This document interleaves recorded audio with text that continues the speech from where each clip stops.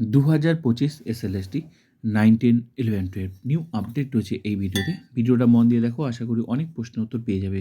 এই মুহূর্তে সবচেয়ে গুরুত্বপূর্ণ আপডেট হলো কলকাতা হাইকোর্টের নতুন একটি মামলার কিন্তু আপডেট সামনে এলো। কী সেই মামলা? বঞ্চিত চাকরি প্রার্থীরা নতুন করে কেস করেছে, প্যানেলে দাগি রয়েছে, এমনই অভিযোগ। কী ঘটনা ঘটলো সেটা আমি তোমাদের সামনে তুলে ধরবো।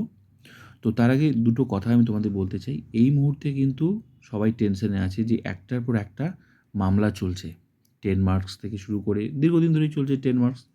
নতুন মামলা কিন্তু সামনে আসছে। এর ফলে সামনেই কাউন্সেলিং 11-12। তো এই কাউন্সেলিং শুরু হবে কি হবে না, কী সম্ভাবনা রয়েছে, পজিটিভ না নেগেটিভ, সেটাও আমি কিন্তু এই ভিডিওতে আলোচনা করব। তার আগে তোমরা এই আপডেটটা তোমরা দেখে নাও।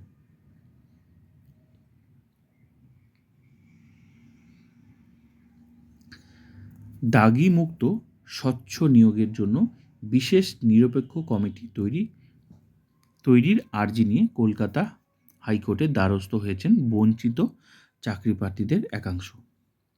তাদের আর্জি, নিয়োগ তালিকা থেকে দাগিদের মুছে ফেলার দায়িত্ব দেওয়া হোক ওই কমিটিকে। একাদশ দ্বাদশের নিয়োগ তালিকায় কিছু দাগি প্রার্থীর নাম আছে বলেও ফের অভিযোগ করেছেন বঞ্চিত চাকরি প্রার্থীদের আইনজীবীরা।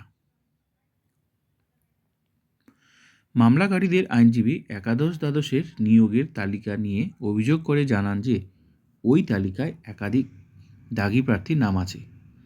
দাগি প্রার্থীরা যে কোনোভাবেই নিয়োগের পরীক্ষায় বসতে পারবেন না, সুপ্রিম কোর্টের সেই নির্দেশের কথাও মনে করিয়ে দেন।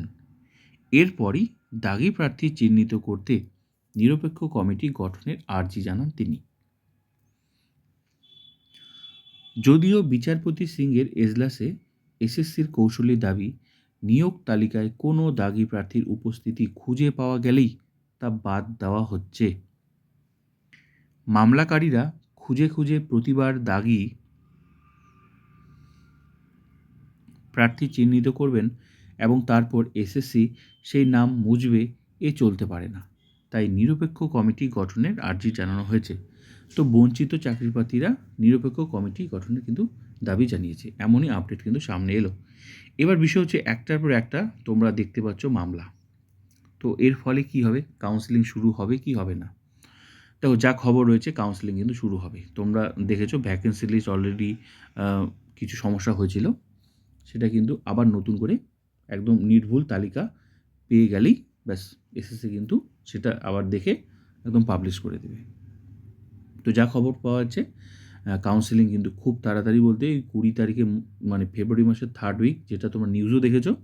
3rd উইক মানে 3rd উইক পজিটিভই খবর আছে। তো এগুলো বিভিন্ন রকম প্রতিদিন নতুন মামলা সামনে আসছে।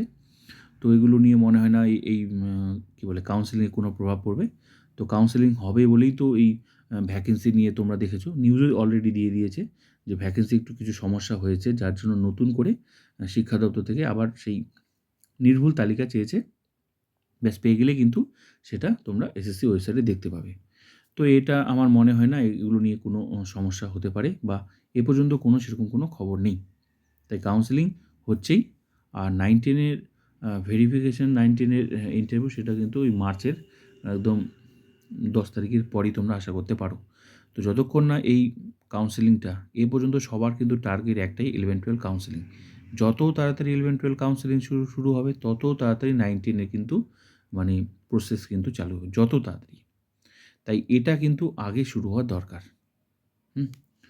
তো 9-10 এর যারা পাস করতে পারোনি 11-12 তোমাদেরকে বলছি, তোমরা কিন্তু পড়াশোনা করো, পজিটিভ থাকো, চাকরি কিন্তু হবে।